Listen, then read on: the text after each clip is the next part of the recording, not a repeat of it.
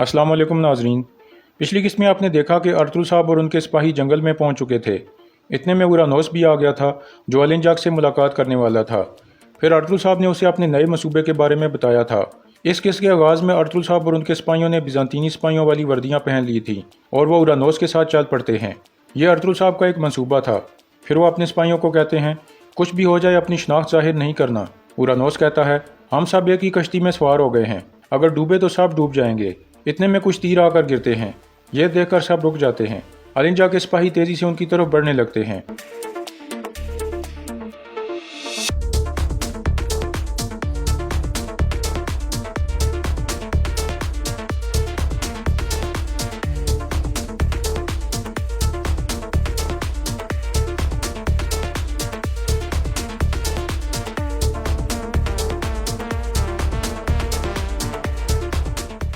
इस तरह मंगोल सिपाही उन्हें घेरे में लेकर सब की तलवारें ले लेते हैं।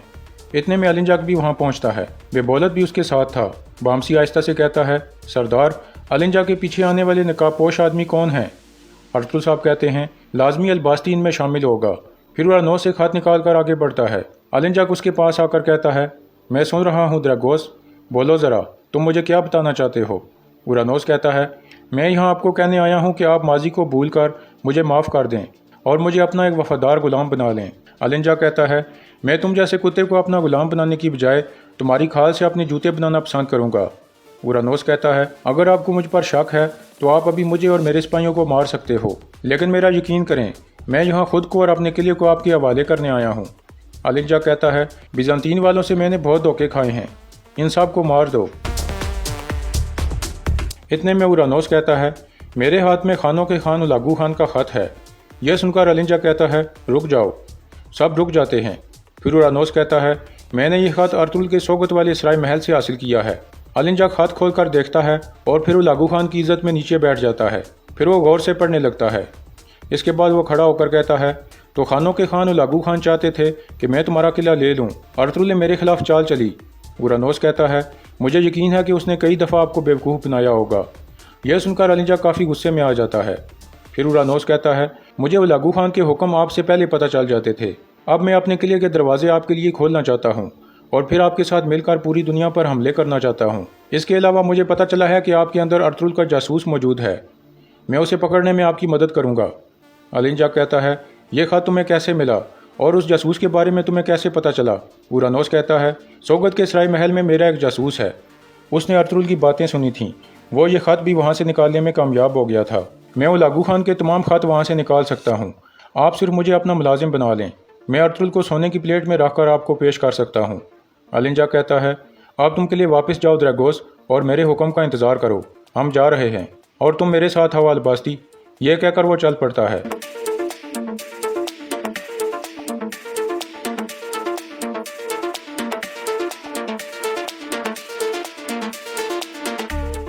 उनके जाने के बाद उरानोस कहता है, जो हो सकता था मैंने कर दिया है अर्तुल, खुदा तुम्हारी मदद करे। अर्तुल साहब कहते हैं, अब तुम के लिए वापस जाओ द्रगोस। अलिंजा गुस्से में मेरे जासूस को मार देगा, मुझे जल्दी करनी होगी। यह कहकर अर्तुल साहब और उनके सिपाही अलिंजा के पीछे रवाना हो जाते हैं।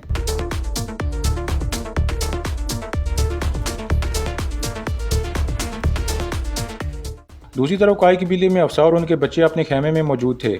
इतने में सिरमा इजाज़त लेकर अंदर दाखिल होती है और कहती है, मैं सोगत से कुछ चीज़ें खरीदने गई थी। वापसी पर मैंने सोचा कि कुछ देर रुक जाऊं। अफसा कहती है, आओ बैठो सिरमा खातून। सिरमा बैठ जाती है और फिर कहती है, माशाल्लाह आपके बच्चे भी आपकी तरह मेहनती हैं। पता नहीं क्यों सोगत बाज़ार में आपके बच्चे मेरे दिमाग में आए थे, इसलिए मैं इन दोनों के लिए तोहफे खरीद कर लाई हूँ। फिर सिरमा अपने थैले से एक बस्ता निकाल कर आइबर्स को देती है और कहती है, यह तुम्हारी किताबों के लिए है आइबर्स। आइबर्स उसका शुक्रिया अदा करता है। फिर सिरमा एक कुर्ता निकाल कर अफसा की बेटी असलान को देती है। असलिहान भी उसका शुक्रिया अदा करती है।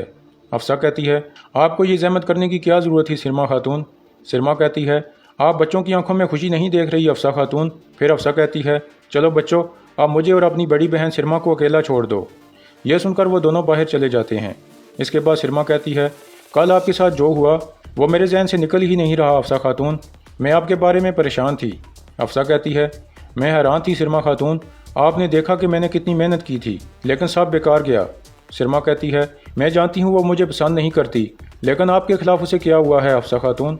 अफसा कहती है, मैं नहीं जानती, मैंने हमेशा अपनी पूरी कोशिश की है, लेकिन कल आपने देखा कि उसने क्या किया है।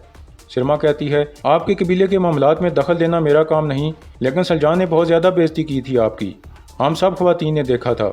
अफसा कहती है, मैंने उसकी हर बात मानी और उसकी इज्जत भी की, लेकिन कोई फ़ायदा नहीं हुआ।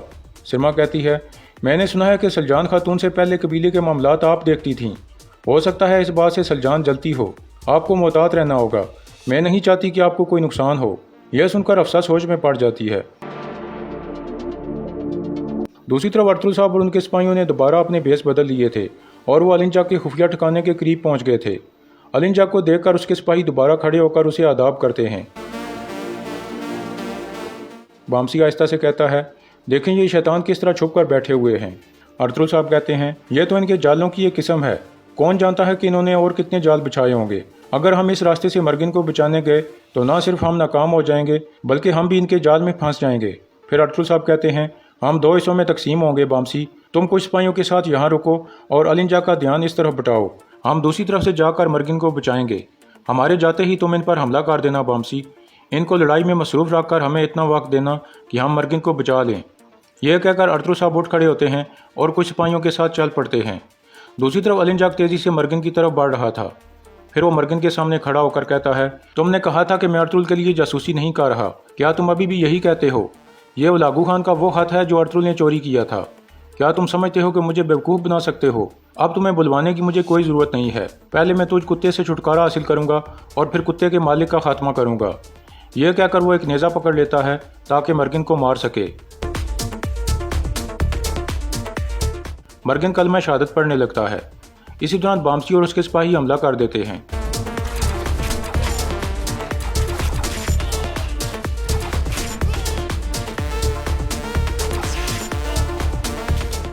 इतने में एक मंगोल सिपाही बिगल बजा देता है। यह सुनकर अलिंजा रुक जाता है क्योंकि यह इस बात की निशानी थी कि कोई मसला हो गया है। इसी दौरान बामसी और उसके सिपाही आगे बढ़ रहे थे।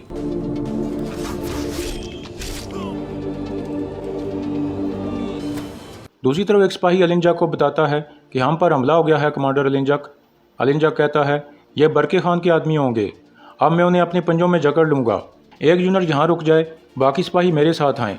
यह कहकर वो वहाँ से चल पड़ते हैं और काफ़ी सारे सिपाही भी उसके साथ चले जाते हैं।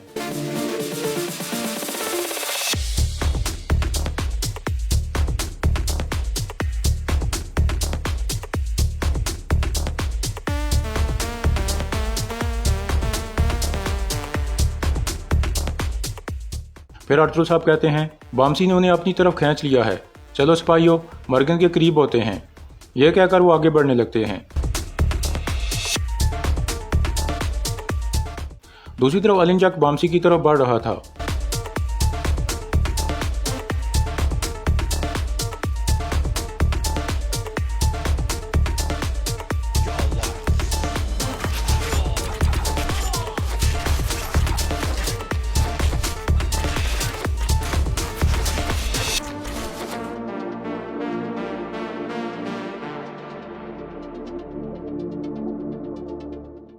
दूसरी तरफ अर्तुल साहब मर्गिन के करीबी सिपाहियों पर हमला कर देते हैं।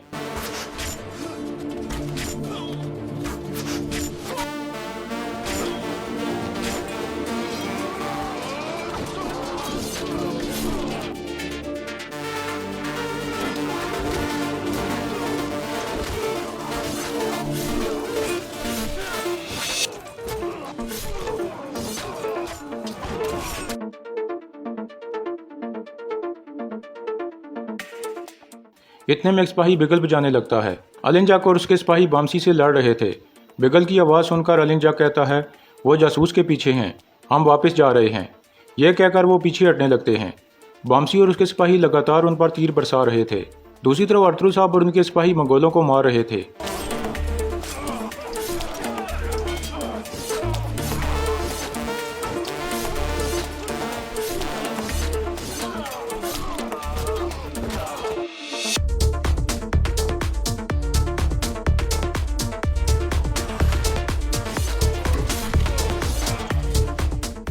इस तरह बहुत से मंगोल मारे गए थे।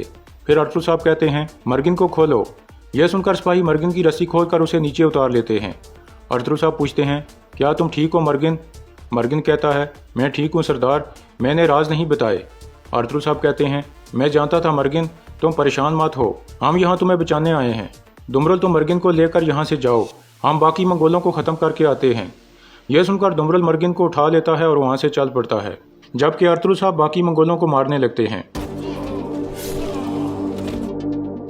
दूसरी तरफ काई कबीले में बच्चे नहर के पास खेल रहे थे, लेकिन आइबर्स परेशान हालत में बैठा हुआ था। यह देखकर सावजी उसके पास आ जाता है और पूछता है, क्या बात है आइबर्स? आइबर्स कहता है, आप जानते हो सुल्जान खातून ने मेरी वालदा के साथ क्या किया है? सावजी पूछता है, क्या किया है उन्होंने? आइबर्स कहता है, उन्होंने सब औरतों के सामने मेरी वालदा की बेइज्जती की और उन्हें जाने को कहा।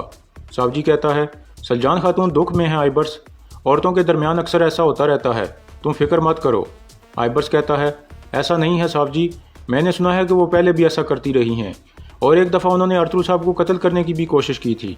सावजी कहता है, ये क्या कह रहे हो, तुम अपनी हद अबूर कर रहे हो, अपनी ज़ुबान पर काबू रखो वरना तुम पछताओगे। मैं तुम्हें सुल्जान खातून के खिलाफ बातें नहीं करने दूंगा। इतने में सुल्जान वहाँ आ जाती है और कहती है, ये तुम दोनों क्या कर रहे हो, रुक जाओ।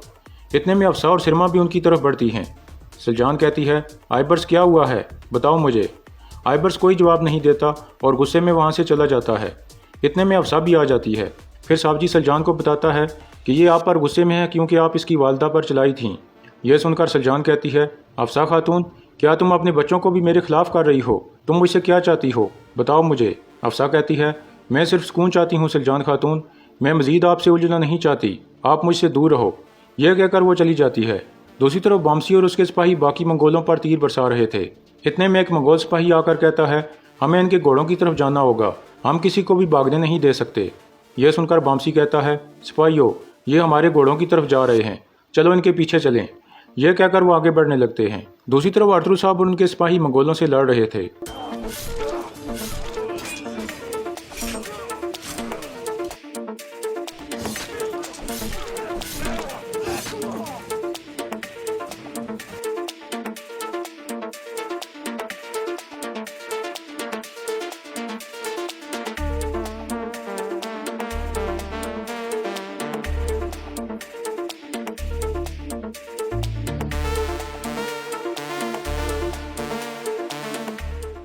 इस तरह अलिंजा के सिपाही उन्हें घेरे में ले लेते हैं।